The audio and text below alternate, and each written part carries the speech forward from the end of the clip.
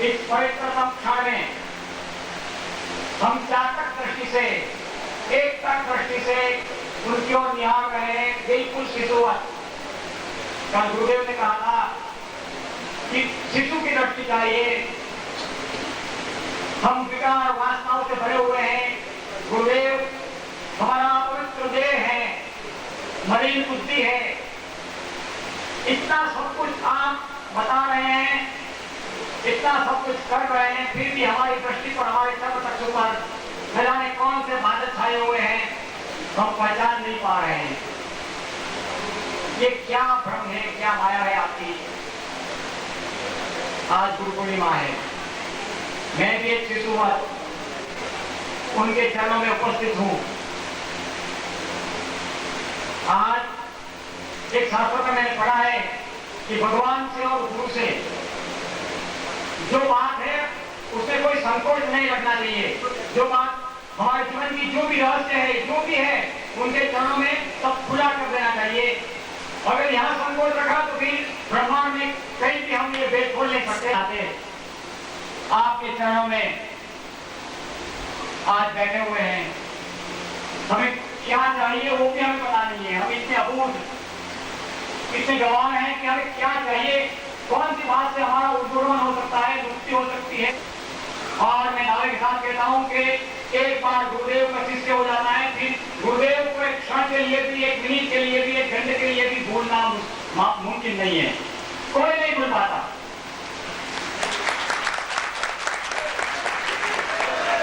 जब कभी कोई ठोकर लगती है, कोई दर्द होता है, कुछ आपत्ति आती है, हमें याद आता है सिर्फ गुरुदेव। और ये महानतम गुरुदेव ने सचमुच ऐसे उपकार किए हैं जो अन्यतम है। वो सब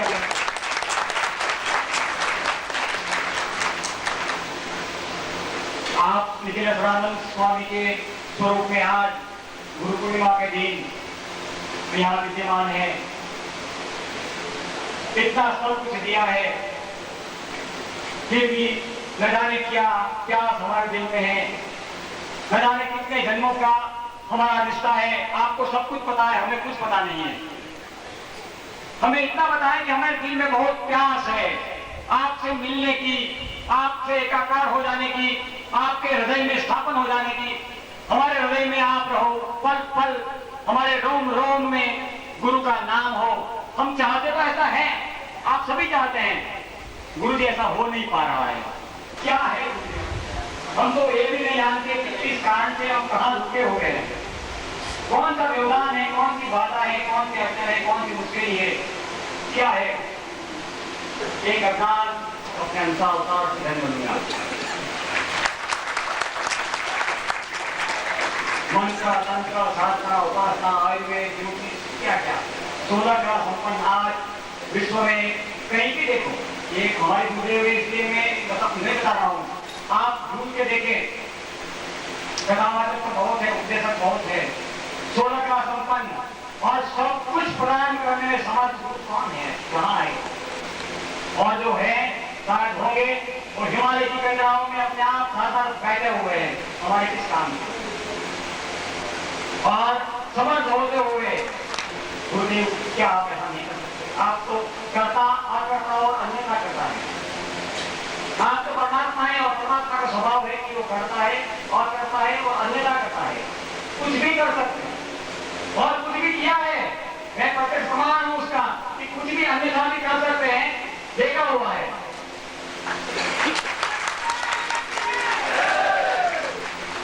जिसे चमत्कार कहते हैं, जो भी कहते हैं, कुछ भी कर सकते हैं गुरुदेव, कुछ भी असंभव नहीं है।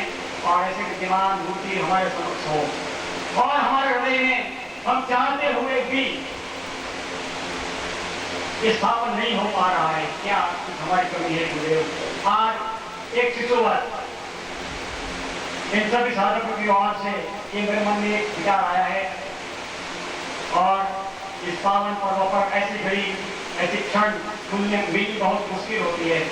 और मैं आपके श्री चरणों में प्रार्थना करता हूँ सभी की ओर से, गुरुदेव हमारे हृदय कितना भी कलुषित हो, कितने भी हमने पाप किए हो, हम जो भी हैं आपके हैं, आपके चरणों में हैं, आपके शिष्य हैं, आपके लिए हैं। हमारा तन मन धन प्राण सब आपके हैं, आपके श्री चरणों में समर्पित है। आप इतनी दया करके हमारे हृदय में गुरु का स्थापन हो जाए। बस बोलो परम पूज्य गुरुदेव की, बोलो पूजनीय माता जी की, बोलो छोटे गुरुदेव की।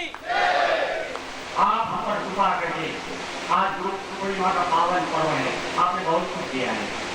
हम तो आपके शिशु है, आपके बालक है, आपकी चरण ग्रहण है। आपसे हम निसंकोच बात कर रहे हैं। आज हमारे ऊपर कितनी कृपा करें आप, ये सबसे बड़ी कृपा होगी।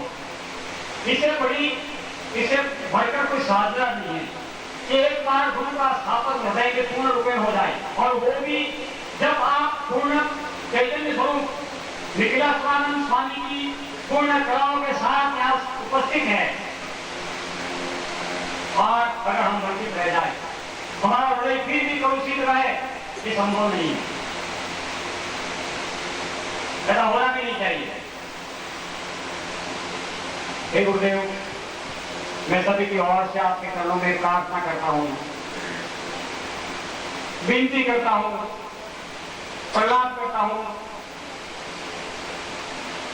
15 साल से आपके चरणों के रथ बनकर अगर मैंने कुछ आपकी सेवा कुछ कर पाया हूँ शायद, तो हे गुरुदेव, आज मेरी प्रार्थना है कि आप हमारे सबके हृदय में स्थापन हो जाए। ऐसा कोई प्रयोग, ऐसी कोई दीक्षा, ऐसा कुछ भी आप करें, आप क्या करना है, गुरुदेव की। बस यही मेरी प्रार्थना आपके श्री चरणों में है। सद्गुरुदेव भगवान की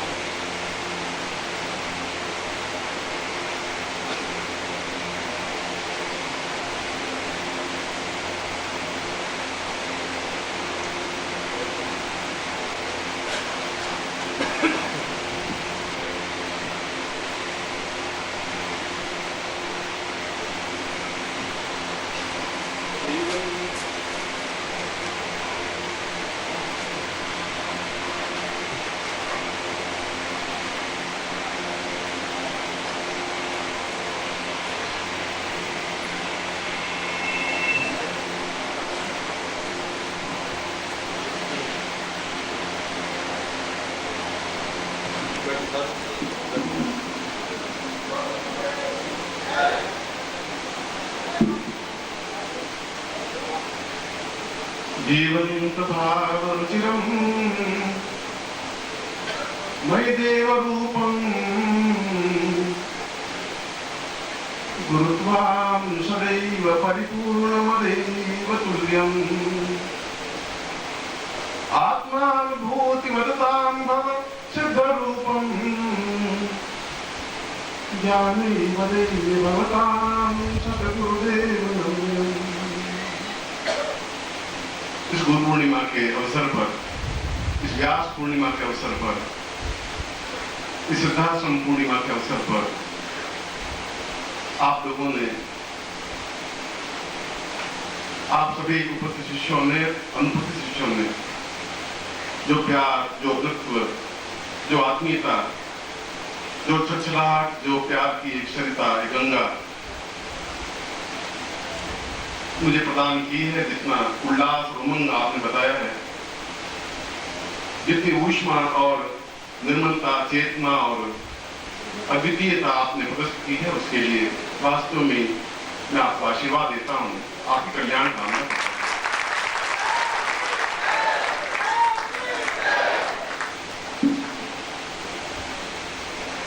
जीवन का बहुत बड़ा भाग इस लौकिक रूप में आपके सामने व्यतीत किया है, और बचपन से लगाकर आज तक जीवन की एक चेतना, एक गरिमा,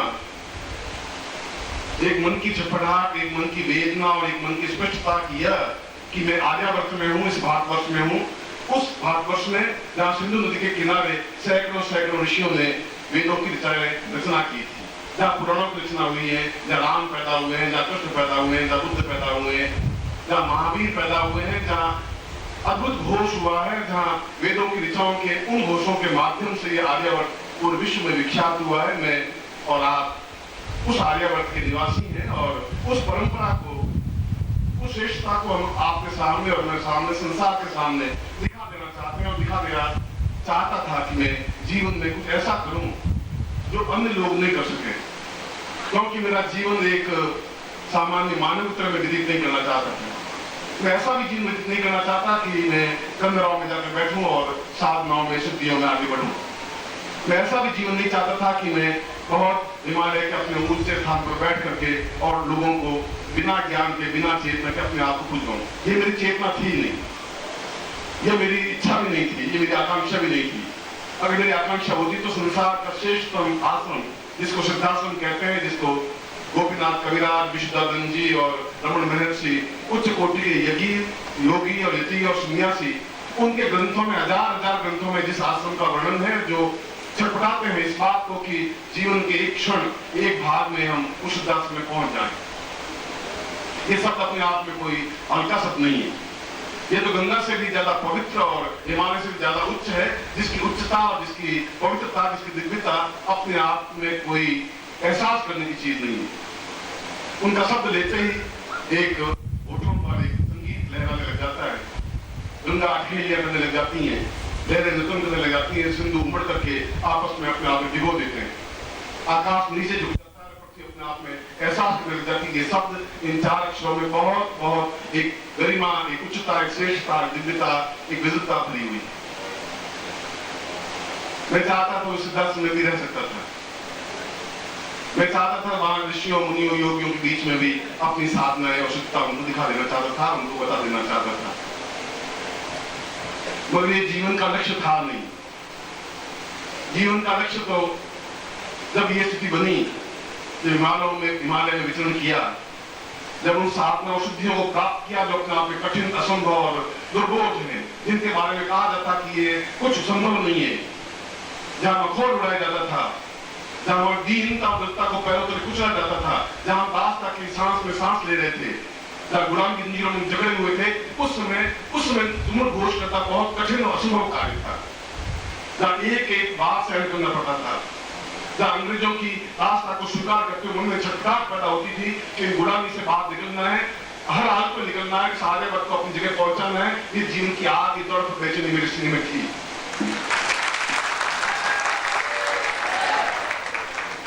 मैं चाहता था तो पूर्ण शिक्षित व्यक्तित्व था। मैंने एमए किया था, पीएचडी की थी, 2-3 सब्जेक्ट में डॉक्टरेट की थी, पत्नी थी, पुत्र थे और उनका घर, समाज और प्रतिष्ठित व्यक्तित्व थे और पूरे अखिल भारतीय हिमालय समाज का मैं अध्यक्ष रहा हूं। मगर यह तो एक छोटा पोखर में खड़ा होने की समान। मेरा ग्रस्त वो था ही नहीं। मेरा ग्रस्त तो पूरा हिमालय था, जहां एक पांव यही होता था, दूसरे पांव दूसरी कंदरा या दूसरे शिखर पर होता था। इन पैरों ने हजारों मील उस हिमालय को नापा है, जहां वास्तविकता उस बात को एहसास नहीं, कहाँ कंदराएं, कहाँ गुफाएं, क्या चीजें हैं और क्या मानसरोवर है, मानसरोवर की विशेषता क्या है, क्या सिद्धाश्रम है, कैलाश पर्वत क्या है, उन लोगों को भी मालूम नहीं है हकीकत क्या है। मैं इसको स्पष्टता के साथ बता सकता हूँ, बता सकता हूँ। जीवन का भाग वहां बिताया, उन पत्थरों पर रगड़ खाते हुए यौवन समाप्त किया, सीने पर बर्फ की सिल्लियां और पत्थरों की रगड़ खाई, पैरों में छाले पड़े, भयानक हिंसक जानवरों के बीच में विचरण करता रहा, लोगों की ताने, गालियां, अपमान सहन करता रहा। मगर फिर भी उन साधुओं और सन्यासियों, जो कथाकथित साधु सन्यासी थे, जो एक ढोंग था, पाखंड था, छल था, उनके सांत्वन करके खड़ा होना पड़ा। ये स्थिति बनी कि वाराणसी में जब मैं उन पंडितों के संबंध में जब बोला, तो उन्होंने उठा करके मार पीट करके मुझे गंगा में फेंक दिया, उनको भी सहन किया। मैं उनको यही कहता था, तुम मंत्र सही नहीं बोल रहे हो, गलत बोल रहे हो, ये मंत्र सही नहीं है, और वे उस बात को सहन नहीं कर पा रहे थे। यही स्थिति हिमालय में जब मैंने उनको कहा कि ये घोष तुम्हारे सही नहीं है, मंत्र तुम्हारे सही नहीं है, उन साधु चिमटों से 2000 साधु ने मिलकर मारपीट करके अलग गंगा में फेंक दिया था मुझे, और मैं फिर भी जीवित रहा था। फिर भी दूसरे दिन उनके बीच में कहा कि गलत है, गलत है। फिर उन सन्यासियों के ऊपर पहाड़ रखता हुआ मैं खड़ा था। मैं कहीं गलत है, नहीं गलत है, ढोंगे तो ढोंगे, पाखंड तो पाखंड है, और पूरे आते वर्ष से भारत से यथासंभव मैं प्रयत्न करूंगा कि ढोंग और पाखंड और छल इस मंत्र और तंत्र जो ज्ञान योग और आयुर्वेद में है उसको दूर करने का पूरा प्रयत्न करूंगा। मैं ही नहीं, मेरे सारे शिष्य करेंगे।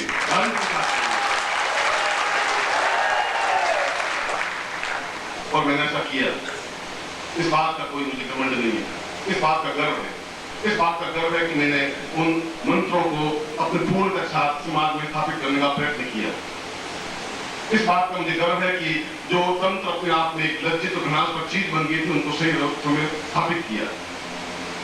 ये मैंने समझाया कि आयुर्वेद के माध्यम से मरे हुए व्यक्ति को जिंदा किया जा सकता है। यह मैंने समझाया क्योंकि लोग मुझे केवल मंत्र के रूप में और ज्योतिष के रूप में जानते हैं। मैं तो इनसे बहुत ऊंचा आयुर्वेद के बारे में जानता हूँ। पूरा हिमालय तो आयुर्वेद के रूप में जानता है। ये सारे तथ्य जब जीवन का एक आनंददायक जीवन क्षण था, जब विवाह किया था तो उसके हाथ की मेहंदी भी सूखी नहीं थी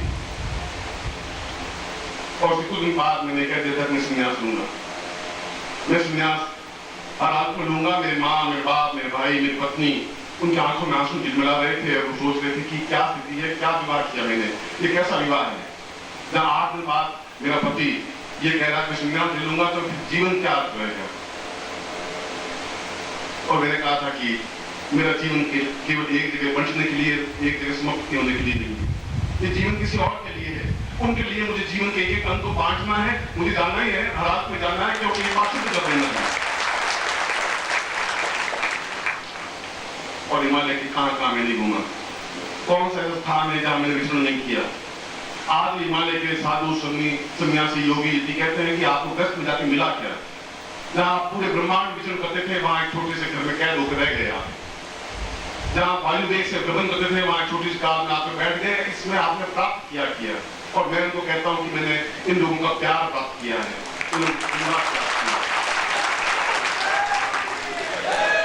चंद्राओं में बैठ करके साधु सन्यासी बनना बहुत कठिन काम नहीं है।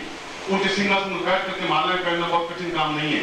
बट लोगों की ताने, अपमान, गालियां और इन लोगों के आग में झुलस करके आपको ज्ञान देना बहुत असंभव कठिन काम में मैं जानता हूं। क्योंकि मैंने आपको प्यार किया है, आपको स्नेह दिया है, आपको अपनत्व दिया है। मन का एक खून, एक कतरा आपके लिए बहाया है। पूरे संसार में सिद्धाश्रम से जूझते हुए बहाया है, हर हाथ में बहाया है मैंने। जब मैंने आपको कहा कि मैं आपको एक बात दिखा देना चाहता हूं और आप में से 5-7 लोगों को दिखाया है, उनको वायुदेव से जाके सिद्धाश्रम दिखाने पहली बार आपके सामने स्पष्ट कर रहा हूं, चाहे वे ज्योति कुर्ते में बैठे हो, चाहे सामान्य रूप में बैठे हो। मैं इस बात की गवाह है। इस बात के यहाँ पर भी एक सफेद कुर्ते पहने हुए पंडित बैठे हैं, जिनको जोधपुर में मैंने तिनके से कागज के टुकड़े से सोना करके दिखाया था। वो बैठे हुए यहाँ पर, ये सामने बैठे हुए हैं। ये खन्ना यहाँ बैठा हुआ है, जिनकी पत्नी अमरनाथ में बिल्कुल मृत हो गई थी। डॉक्टर ने कहा मर गई है, बिल्कुल सांस नहीं है। उनको वापस जीवित करके दिखाया। उनकी पत्नी और पति दोनों यहाँ जिंदा बैठे हैं।